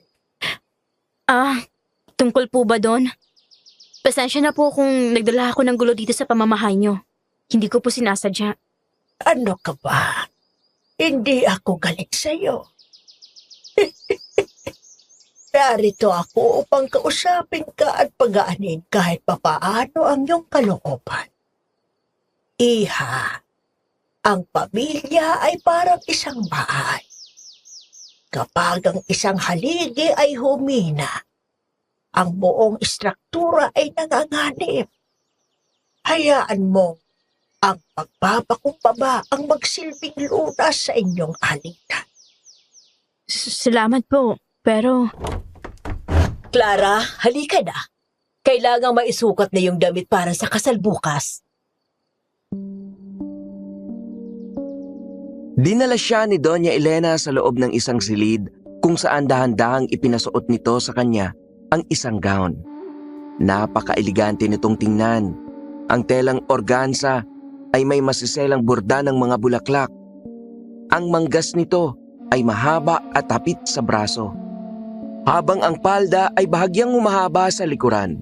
Pagkalabas niya sa kwarto ay napatigil ang lahat nang makita siya. Aba, napakaganda mo, Iha. Hindi nga ako nagkamali ng piniling kasuotan para sa iyo, Iha. Salamat po. Pero narito ng totoong pinakamaganda sa araw na ito. Teresita, kay ganda mong tingnan sa iyong trahe di boda. Pati siya ay namangha sa itsura ng kanyang kakambal. Napakaganda nga naman ang trahe de boda nito na yari sa pinong-pinong pinya na may nakakamanghang mga burda. Ang kanyang panuelo ay nakapatong sa balikat na tila pakpak ng isang anghel. At ang mahabang belo na yari sa tul ay dahan-dahang humahaplo sa sahig. Pero habang nakatitig ang lahat kay Teresita, ay bigla namang nanigas si Clara. Nanlaki ang kanyang mga mata at bahagyang napaatras. Nakita kasi niyang lumitaw mula sa likuran ng kanyang kakambal ang isang malaking anino. Humaba ang mga braso nito at mahigpit na niyakap si Teresita mula sa likod at ibinaba pa ang ulo sa balikat ng kakambal niya. Clara, anong nangyayari sa'yo? Bakit ka sumisigaw? Clara! Anong kalokohan na naman ba ito? May anino! May aninong nakayakap sa likod ni Teresita! Ano? Wala naman kaming nakikita kanino. Iha, masama bang pakiramdam mo? Teresita, gusto mo ba talagang sirain ang araw ko, Clara? Hindi mo ba matanggap na ako ang ikakasal at nasa akin ang atensyon nilang lahat? Hindi! Teresita, pakiusap. Maniwala ka sa akin. Totoo ang nakita ko. Hindi ko itutuloy ang kasal na ito kung kasama siya. Ayaw ko siya makita sa araw ng kasal ko. Ngunit Iha, magkakambal kayo. Mama, susundin natin ang gusto ng aking mahal. Siya ang bride, kaya siyang masusunod. At sa totoo lang, naiintindihan ko siya kung bakit ayaw niyang makita sa kasal namin si Clara. Sobra-sobra na itong ginagawa ng kakambal niya. Teresita, wag mo naman itong gawin sa akin. Nakapag-desisyon na kami, Clara. Pakiusap. Huwag ka nang dumalo sa kasal namin bukas. Maagang nagpahinga si Clara ng gabing yon sa kanyang silid. Pero hindi siya makatulog kakaisip sa mga nangyari. Nakatitig lang siya sa kisame habang dumadaloy ng walang tigil ang mga luha niya sa kanyang pisngi. Basang-basa na ang kanyang unan. Pero hindi pa rin tumitigil ang hapdi sa kanyang dibdib. Pakiramdam niya, kasabay ng pagkakaalis sa kanya bilang maid of honor sa kasal, ay tuluyan na ring naputol ang ugnayan nila ni Teresita. Sa gitna ng kanyang paghikbi, ay bigla siyang natigilan. Mula sa madilim na sulok ng kwarto ay narinig niya ang mahihinang hagikik, parang boses ng mga batang babaeng naglalaro. Agad siyang bumangon at pinunasan ang kanyang mga luha. Lumingon siya sa paligid, ngunit wala namang tao. Ibinaling niya ang kanyang tingin sa mga porselanang manika sa loob ng kwarto at nanigas siya nang mapansing gumagalaw ang mga matang kristal ng mga manika. Tatakbo na sana siya, pero biglang bumukas ang pinto mabilis na pumasok ang kanyang Kuya Jose na tila hinahabol ang hininga at namumutla. Clara, makinig kang mabuti. Kailangan nating makaalis sa baryong ito. Tama ang hinala ko. Pinamumugaran nga ito ng mga aswang. Kuya Jose, gabing-gabi na. Inostorbe mo lang talaga yung tulog ko para sa kalokohang to. Pag nalaman ni Papa to, mapapagalitan ka na naman. May nakita akong mga bangkay sa loob ng isang sikretong silid dito sa mansyon. At nandun si Doña Elena. Hinihiwa ang iba't ibang parte ng katawan ng mga bangkay. Alam naman nating doktor ang asawa niya si Don Felipe, di ba? At kung ano-ano eksperimento yung ginagawa niya. Malay natin, tinutulungan niya lang yung asawa niya. Sa sobrang lapad ng ngisi niya habang hinihiwa ang katawan ng bangkay. At nakita ko kung paano niya dinilaan ang dugo nito. Na para bang sarap na sarap siya sa nalalasahan niya, Clara. Walang normal na taong gagawa nun. Sinasabi mo bang aswang si Doña Elena? Naniniwala akong may lahing aswang ang pamilya ni Nas Isagani. Hindi lang sila basta mayaman, Clara. May madilim silang lihim. Kagaya ng matagal na nating hinala. Napatingin muling si Clara sa mga manyika sa sulok na tila nakikinig sa usapan nila.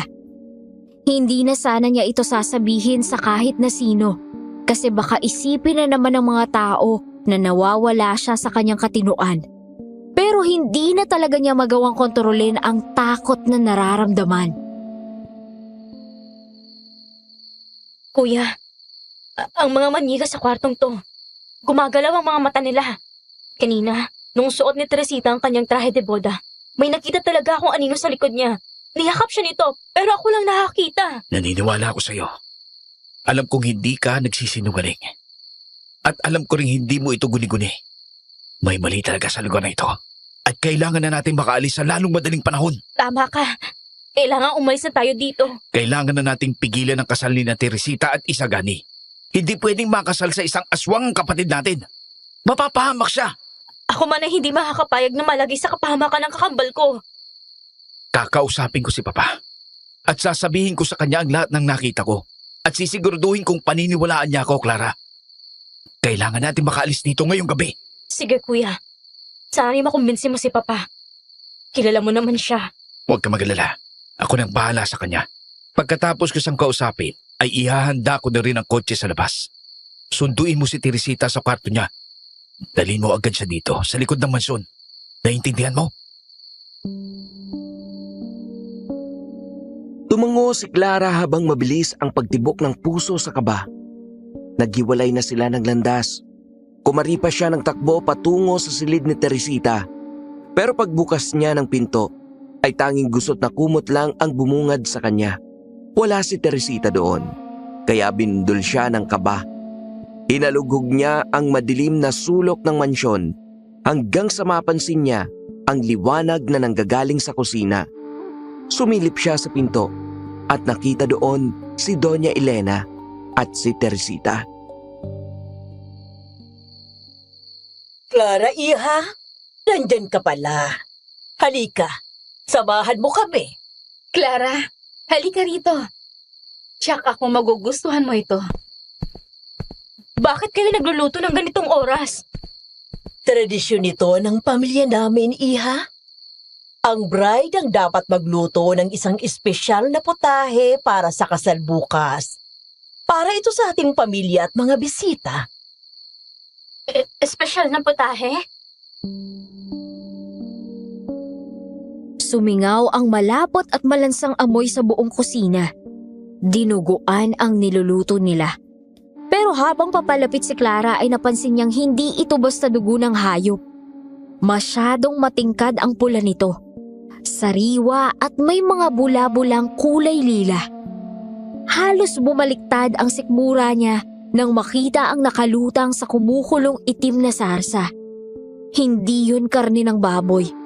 Nakita niya ang isang putol na daliri na may kukupa at isang bahagi ng tenga na tila pilit na pinalalambot sa init. Sa tabi naman ng kalan ay may mga piraso ng balat ng tao na tila hiniwa ng manipis para maging sahog. Narinig naman niyang tumawa ng mahina si Doña Elena nang makitang namumutla siya. Ayos ka lang ba, Clara? Ba't parang namumutla ka? Diyos ko, ano itong ginagawa niyo? Bakit? Paano? Huwag kang matakot, Iha. Masarap ito. Alam kong gusto mo itong tikman, pero kailangan mo muna maghintay ng konti. Dahil bilang parte ng tradisyon, si Doña Guada ang unang titikim nitong niluto ko. Teresita, pag inaprubahan ni Mama itong luto mo, ibig sabihin ay maaari ka nang maging parte ng aming angkan. At pwede na ring ipakain sa mga bisita itong dinuguan mo.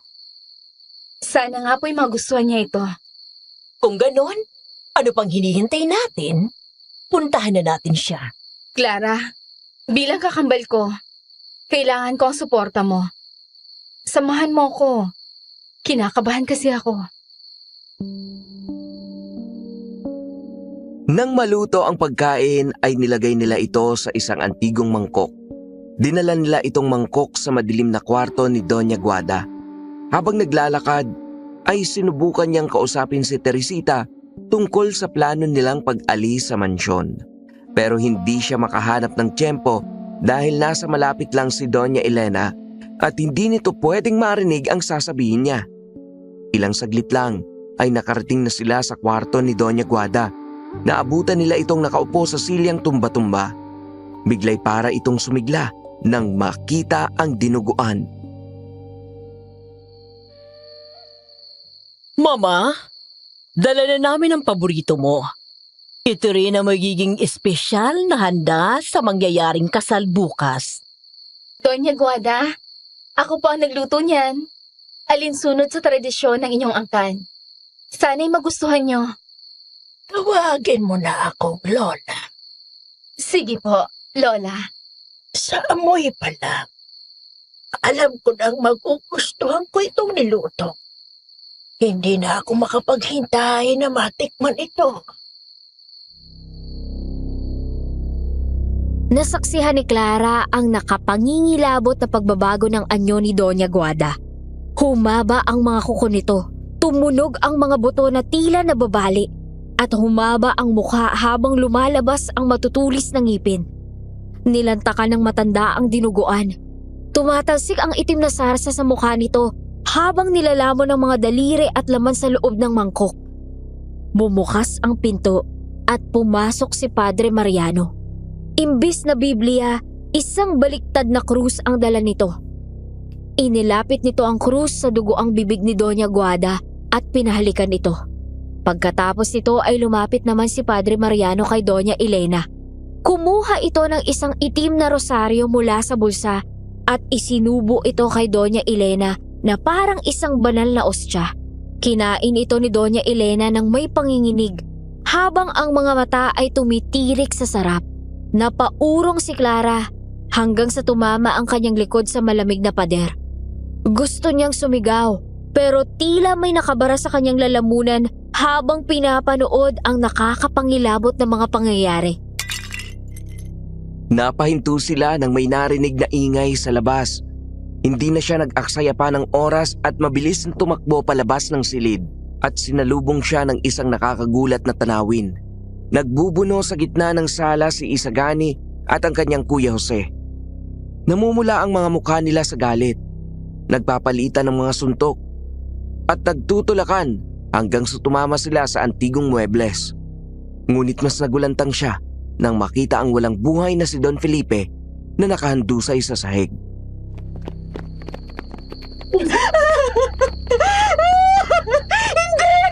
Hindi ito maaari, Felipe! Hindi! Hayop ka, Jose! Pinatay mo ang aking ama! Pagpapayaran mo ito! Si Jose ang pumatay kay Felipe! Opo, Mama. Nakita ko mismo kung paano niya sinaksak ang dibdib ni Papa. Kung ganon, alam mo na kung anong dapat mong gawin. Hindi na maaari pang sikatan ng araw ang lalaking yan! Ipaghihiganti ko si Papa. Kaya, Jose, ihanda mo na ang sarili mo! Tama lang ang ginawa ko. At kung tutuusin nga kulang pa yun, Isagani. Kulang pa ang buhay niya bilang pambayad sa pagpatay niya kay Papa! Anong sabi mo? Patay na si Papa? Oo, Clara. Wala na si Papa. At si Don Felipe ang pumatay sa kanya! Nangatog ang tuhod niya sa narinig at hindi niya napigilan ang pagbuhos ng kanyang luha. Aminado siyang hindi naging mabuting ama sa kanila si Don Sebastian, pero kahit paano ay may respeto at malasakit pa rin siya dito. At bilang isang anak, sobrang sakit pa rin tanggapin ang pagkawala nito. Lalo na't namatay ito sa kamay ng isang halimaw na pinagkatiwalaan nito. Sa gitna ng sigawan sa sala, ay may isang malamig na kamay na biglang humablot sa braso ni Clara.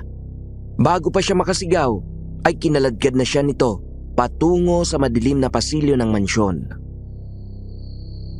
Teresita! Shh! Huwag kang maingay. Si Papa, wala na siya.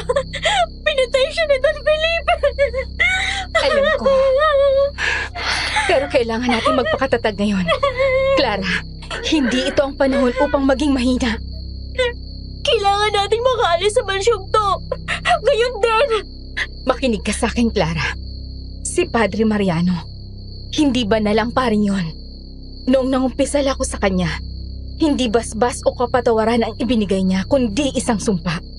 Ginawa niya akong aswang. Ano? Aswang ang buong pamilyang kasama natin dito. Ang plano nila ay ipakasal ako kay Isagani. Sa oras na maging asawa ko na siya, si Isagani na ang tatayong pinuno ng angkan nila. Siya ang magiging hari namin. Mga hayop sila! Alam niyo na pala ang lihim namin? Nabaling ang atensyon nila kay Doña Elena na biglang sumulpot. Hindi nila namalayang nasundan pala sila nito. Namumula ang mukha nito at tila puputok na ang ugat sa leeg ng dahil sa galit.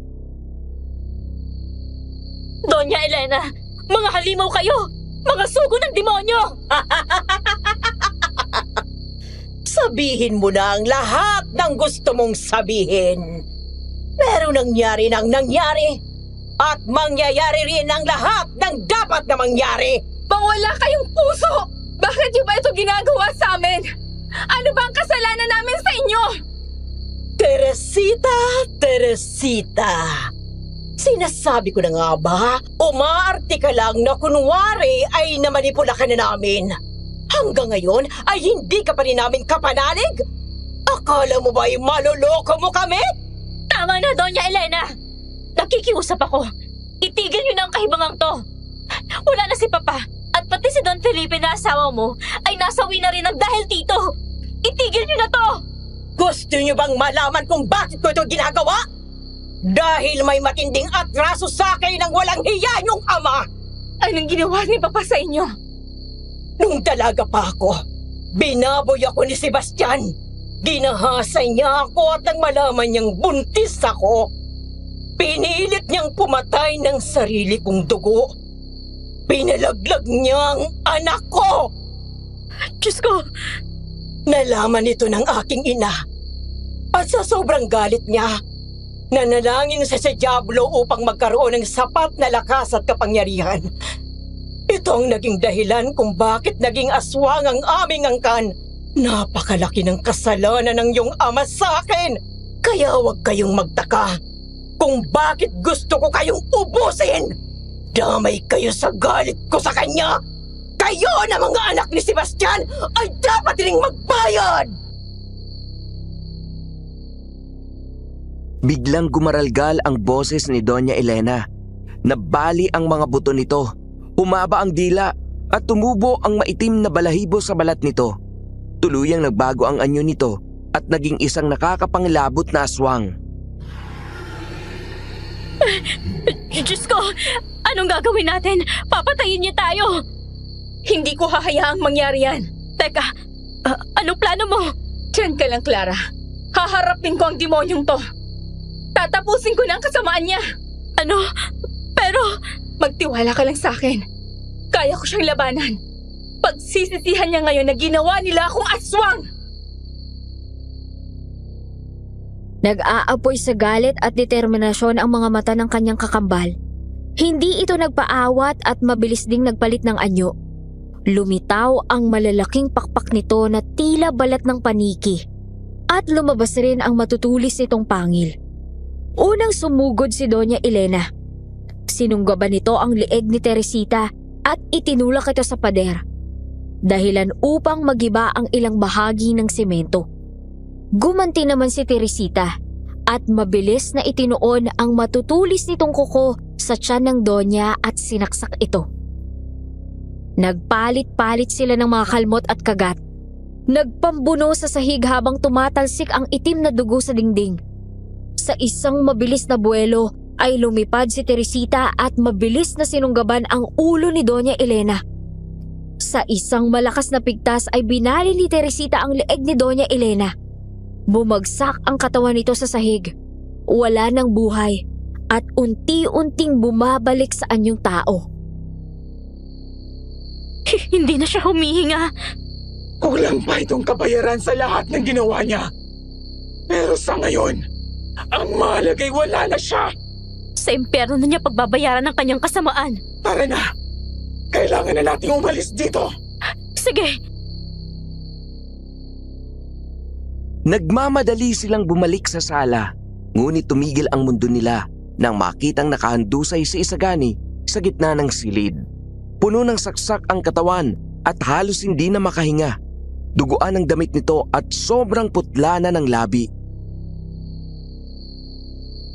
Wala na rin si Isagani. Napatay ko siya. Hindi naging madali ang paglalaban namin. Pero sa awa ng Diyos, nagawa ko siyang talunin. Salamat, Panginoon. Teresita, ikaw ba yan? Ginawa ka nilang... Diyos ko! Alam kong nakakagulat ang lahat ng to. Pero tsaka na tayo mag-usap. Ang mahalaga ay makaalis na kayo dito sa mansyon. Halika na. Kumilos na tayo. Hindi na sila nag-aksaya pa ng oras at mabilis na kumilos. Kinaladkad siya ng kanyang Kuya Jose palabas ng mansyon. Mabilis silang tumakbo patungo sa nakaparadang kotse. Ngunit bago pa nila mahawakan ang pinto ng sasakyan ay isang malakas na kalabog ang narinig nila sa bubong ng kotse. Doon ay nakita nilang nakatayo si Padre Mariano. Nakatitig ito sa kanila. Nanlilisik ang pulang mga mata at dahan-dahang naglalabasan ang matutulis na pangil. Isa na rin itong ganap na aswang at ramdam nilang wala na itong balak na buhayin pa sila. Nangingit-ngit ang mga pangil nito habang tumutulo ang napakaraming laway mula sa malaki nitong bibig. Hindi na nag-atubili pa ang kanyang Kuya Jose at mabilis nitong binunot ang nakasukbit na patalim sa bewang. Sumugod naman kaagad si Padre Mariano. Nakakapangilabot tingnan ang mga kuko nito na parang mga patalim na humahawi sa hangin. Mabuti na lang at nagawa itong salagi ni Jose sa tulong ng hawak nitong patalim. Kumalansing ang bakal sa matigas na kuko ng aswang. Muntik namang mawala ng balanse si Jose nang biglang lumipad ang isang anino sa itaas at sinakmal sa balikat ni Padre Mariano. Sa Teresita. Bitiwan mo akong babae ka. Hindi kita hahayaang sakta ng mga kapatid ko. Hindi mo ako mapipigilan. Papaslangin ko silang dalawa. Magkakamatayan muna tayo bago mangyari yan! Gamit ang kanyang buong bigat, ay itinumba ni Teresita si Padre Mariano sa lupa. Nagpagulong-gulong ang dalawang aswang sa alikabok. Nagkakaltasan at nagpapalitan ng mga mababangis na ungol.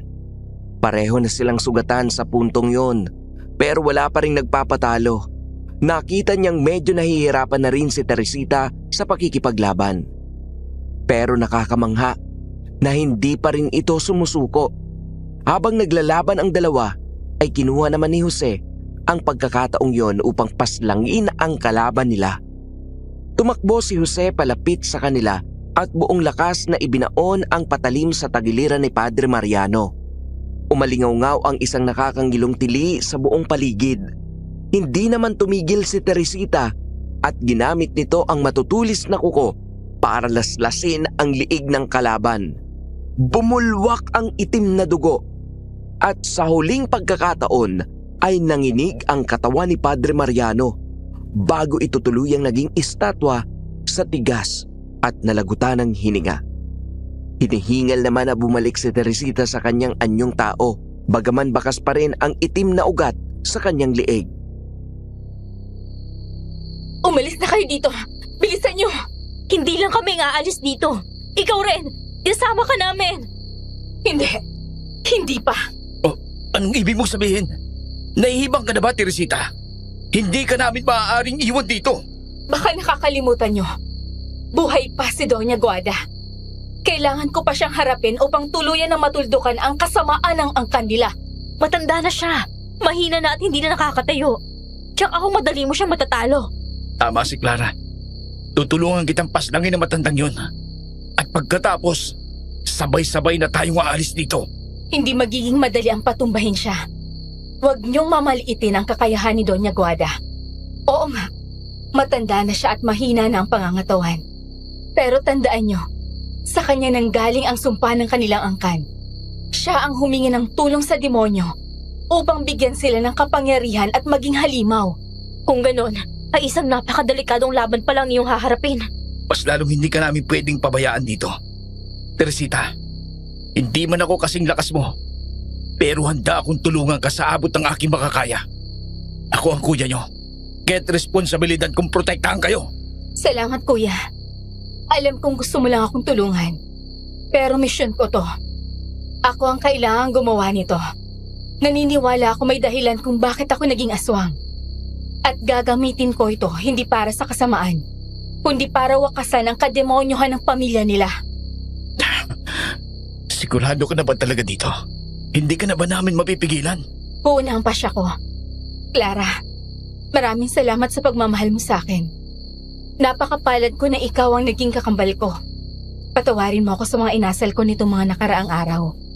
Bukod sa magulo ang isip ko nang dahil sa pagiging aswang, kinailangan ko ring umarte at paniwalain silang kakampinan nila ako. Naiintindihan ko, Teresita. Hindi mo kailangang humingi ng tawad dahil hindi naman ako nagtanim ng galit sa'yo. Salamat. Sige na, umalis na kayo. Susunod ako sa oras na matapos ko na ang kailangan kong gawin. Sobrang hirap para sa kanilang iwan ito sa mansyon, pero kailangan nilang gawin ang gusto nito. Alam nilang hindi madali ang gagawin nito at walang kasiguraduhan na makakabalik pa ito ng buhay sa kanila. Kaya naman pagkarating nila sa mansyon ay unang-una niyang ginawa ay ang magdasal. Ipinagdasal niya ang kaligtasan ng kanyang kakambal. Hindi pa rin ito umuuwi hanggang sa sumikat na ang araw. At habang tumatagal ay mas lalong tumitindi ang pag-aalala niya para dito. Kuya, balikan kaya natin si Teresita. Umaga na. Hindi naman siguro tayo masasaktan ng aswang pag maliwanag ang paligid, diba? Kanina ko pa iniisip yan. Pero gusto ko rin sanang irespeto ang kahilingan ng kapatid natin. Buong magdamag ko siyang ipinagdasal. Sa tingin mo, diringgin kaya ng Diyos ang panalangin ko kahit na isa ng aswang sa Teresita? Oo. Naniniwala ko hindi pa rin tatalikuran ng Panginoon natin ang kapatid natin. Dahil sa kabila ng pagiging aswang, hindi pa rin nawawala ang kanyang kabutihan. Sana nga'y magkatotoo ang mga panalangin ko, kuya. Mukhang nagkatotoo na nga. Ha? Teresita, sa wakas, nakauwi ka na. Napaluha siya nang makita si Teresita na nakatayo sa may pinto ng mansyon. Kaagad siyang tumakbo palapit dito at sinalubong ito ng isang mahigpit na yakap. Bakas ang pagod sa ekspresyon ng kanyang kakambal. Mukhang hindi nga naging madali ang labang hinarap nito. Pero nagpapasalamat siya sa Panginoon dahil hindi nito pinabayaan si Teresita. Wala na. Naubos na ang kanila. Nagawa ko ring patumbahin si Doña Guada kagabi. Tama nga ang hinala ko. Mahirap siyang kalaban. Hindi man siya kasing lakas ng mga batang aswang. Pero may mga alam siyang orasyon para tawagin ang demonyo. Hindi pa rin pala basta-basta ang Doña Guada na yon. Ilang beses kong inakala na baka ito na ang katapusan ko. Na baka mamamatay na ako sa kamay ng isa ring aswang. Lalo na nung naramdaman ko ang presensya ng demonyo na tila tumutulong sa kanya. Paano mo siya natalo? Hindi ko maipaliwanag kung ano ang eksaktong nangyari. Pero kung kailan na mapapaslang na ako ni Doña Guada, kung kailan sumuko na ako at tinanggap na ang aking kamatayan, bigla naman ako nagkaroon ng lakas na hindi ko alam kung saan nanggaling. Pati ako'y nagulat rin na magawa kong tumayo, kalabanin at patumbahin si Doña Guada. Sa tingin ko'y tinulungan ka ng Panginoon, Teresita. Buong magdamag kang pinagdasal nitong kakambal mo. Maging ako na hindi madasalin ay tinawag na rin ng Panginoon. Marahil ay tama ka. Hindi nga siguro ako pinabayaan ng Panginoon. Kaya maraming salamat sa mga dasal nyo. Kayo ang dahilan kung bakit narito pa ako ngayon. Nagyakapan silang magkapatid. Parehong nakahinga ng maluwag dahil nagawa nilang magwagi sa puwersa ng kadiliman. Pagkatapos nilang mag-usap ay nagdesisyon silang kunin ang bangkay ng kanilang papa upang mabigyan ito ng maayos na lamay at libing. Hindi na rin nila nahanap ang katawan ni Isagani dahil ayon kay Teresita, nasunog at naging aburaw ang katawan ng mga aswang at tinangay na ng hangin. Ipinaliwanag naman nila sa kanilang mga tauhan ang nangyari sa kanilang ama. Marami ang nagulat at hindi makapaniwala sa kanilang mga sinabi. Pero ang sabi din nila ay wala nang kailangang ikatakot ang lahat dahil napaslang na nila ang mga aswang. Hindi na sila susugurin pa ng mga ito. Nagdesisyon rin silang itago sa lahat ang tungkol sa pagiging aswang ng kanyang kakambal upang hindi matakot ang mga tao. Sige na, iwan niyo na ako dito. Ayos lang ako. Ilang buwan na nating ginagawa to. Pero hanggang ngayon hindi pa rin ako nasasanay. Ako rin. Nadadurog pa rin ang puso ko sa tuwing kinukulong ka namin dito. Wala na ba talagang ibang paraan? Kailangan natin itong gawin para makasigurong wala akong masasaktan sa oras na maging aswang ako. Pansamantala lang naman ito. Hanggat hindi pa ako ganun kahusay na kontrolin ang aking sarili. Gagawin namin ang lahat upang tulungan ka. Sa abot ng aming makakaya. Tama si Kuya. At huwag kang mag-alala, Teresita. Hindi ka namin pababayaan. Alam ko naman yon. Maraming salamat sa inyo. Mahal na mahal ko kayo. Hindi nila pinabayaan ang isa't isa mula noon. Unang nakapangasawa ang kanilang Kuya Jose. Pero sa kabila ng pagkakaroon nito ng sariling pamilya, ay hindi pa rin ito tumigil sa pag-aalaga sa kanila. Magkasama rin silang inasikaso at pinalago ang kanilang hasyenda. Pagkalipas ng ilang taon, ay nahanap na rin ni Clara ang lalaking para sa kanya. Ikinasal sila at nagkaroon ng mga anak. Pero syempre, hindi pa rin niya kinalimutan ang kanyang kakambal. Alam niyang masaya si Teresita para sa kanila. Pero maraming beses rin niyang nakita ang pagod at lungkot sa mga mata nito. Alam niyang hindi na ito masaya sa buhay nito bilang aswang. Hanggang sa isang araw, naabutan niya itong nakahandusay sa sahig sa loob ng silid nito. Napuno ng mga pasa at sugat ang mga katawan nito.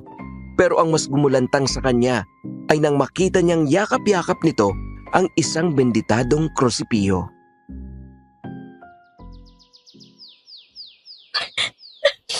Teresita!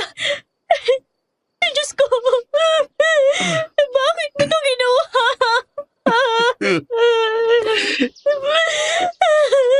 Wala na siya.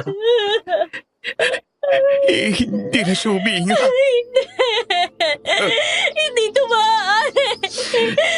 Kuya, bakit niya hinawakan at niyakap itong kasipiho? Alam niyo, ikamamatay niya ito. Marahil sinadya niya talagang gawin ito. Sinasabi mo bang nagpakamatay ang ating kapatid? Ganun na nga. Hindi ba't matagal na tayong nagsususpecha na hindi siya masaya sa kanyang buhay bilang isang aswang? Marahil ngay. Sandali lang. May sulat. May iniwan siyang sulat. Nasaan? Nasa kama niya. Kuya Jose, Clara, marahil sa oras na to ay wala na ako. Gusto ko sanang humingi ng tawad sa inyo dahil sa ginawa ko. Maniwala kayo. Hindi ko intensyong saktan kayo. Sadyang hindi ko na talaga gusto ang buhay na mayroon ako. Mula na maging aswang ako, ay tila hindi ko na kilala ang aking sarili. Alam kong ginawa niyong lahat upang maging komportable at normal ang buhay ko. Kailanman ay hindi niyo ako iniwan. Ipinaramdam niyo sa akin kung gaano niyo ako kamahal. Pero ang desisyong ito ay matagal ko nang pinag-isipan at nagmula talaga sa aking puso. Ito ang nais kong mangyari. Kaya hindi ko na ito sinabi pa sa inyo dahil alam kong pipigilan niyo ako. Nais kong mamayapa, mamahinga, at umaasa akong sa pamamagitan nito ay muli ako magkakaroon ng panibagong buhay. Isang buhay na malayo sa pagiging aswang.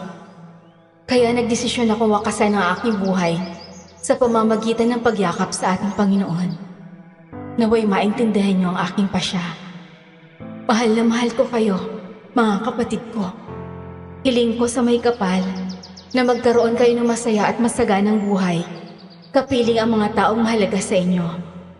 Clara, aking kakambal, maging ang kamatayan ay hindi maaaring putulin ang koneksyon natin sa isa't isa. Pangako, hanggang sa kabilang buhay ay patuloy kitang mamahalin. Pareho silang napaiyak sa kanilang nabasa. Masakit man para sa kanila ang desisyon ni Teresita, naiintindihan naman nila ito. Kaya kahit mahirap, sinubukan nilang ipagpatuloy ang kanilang buhay. Pero sa kabila ng paglipas ng panahon ay hindi ito nawala sa kanilang isip at puso. Pati ang huling sulat na iniwan nito ay itinago rin nila bilang alaala sa kanilang kapatid. Dahil po sa kwentong ito, ay mas lalo akong humanga kay Lola Clara. Hanggang sa pagtanda kasi niya ay hindi nawala ang pagmamahal niya kay Teresita. Kahit nung unti-unting nabubura ang alaala niya nang dahil sa katandaan ay bukang bibig pa rin niya si Teresita. Opo, tama po kayo nang narinig. Ang lola ko at ang Clara sa kwentong ito ay iisa. Matagal na siyang namayapa. Pero hanggang ngayon ay nakatatak pa rin sa puso't isip ko ang kanyang kwento. Thank you po sa pagkakataong ito na ma-share ko ang kwento niya sa nakararami. Sana'y nagustuhan niyo ito at sana'y may natutunan kayong mga life lessons. God bless us all and more power po sa Aswang Radio. Oh, patingin nga. Ba't parang namumugto ng mga mata mo dyan, Pao? Che, ikaw nga pulang-pula yung ilong mo dyan eh. Runny nose lang to. Ay, runny nose ka dyan. Naku naman kasi, grabe talaga ang kwentong napakinggan natin. Parang kinurot ang puso ko. It's a bittersweet ending po At ako, I'd like to believe na magkasama na ngayon sina Clara at Teresita. At kung totoo mang may reincarnation, sana bumalik sila sa mundong ito bilang magkakambal pa rin. Uy, grabe talaga ang connection ng mga magkakambal sa isa't isa, no? Correct. O ano, kayo dyan, mga Kaaswang Radio, okay pa ba kayo dyan? Kung kagaya ko yung naiyak rin po kayo, well, mag-ingat kayo sa comment section. Damayan niyo ko. Si Sender naman kasi, ano bang kasalanan namin sa iyo para paiyakin mo kami ng ganito? Naubos yung laughter ko doon. Ay, pero seryoso ha, thank you sa pag-share ng kwentong ito sa amin. Naantig pa ang puso namin. Marami rin kaming natutunan. Agree. Ito naman talaga yung gusto natin sa mga kwento natin dito sa Aswang Radio, diba? Hindi lang tayo narito para manakot, ganyan, kundi para magbigay rin ng inspirasyon in our own little ways. True. Sana'y nagustuhan niyo po ang kwentong hinandog namin ngayon sa inyo, mga Kaaswang Radio. At sana'y patuloy ninyo kaming samahan sa mas marami pang mga nakakapangilabot na kwentong aswang dito sa ating munting channel. And thank you po sa walang sawang suporta nyo. At maraming salamat din po sa pagmamahal nyo sa tambalan namin ni Popoy. Honestly, sobrang nakakataba po talaga ng puso ang mga comments nyo. Pag nagbabasa po kami, hindi man po kami nakakapag-comment most of the time, pero nagbabasa po kami. And always yon. Asahan yung mas paghuhusayan pa namin ang paghahatid ng mga magagandang kwento para sa inyo. Yes! Ito po si Popoy na nagsasabing, pwede mo akong gawing midnight snack, pero dapat ako ang unang kakagat. At ako naman po si Paula na nagsasabing, hindi ako nangangain, maliban na lang kung ikaw ang uulamin. And this is Aswang Radio.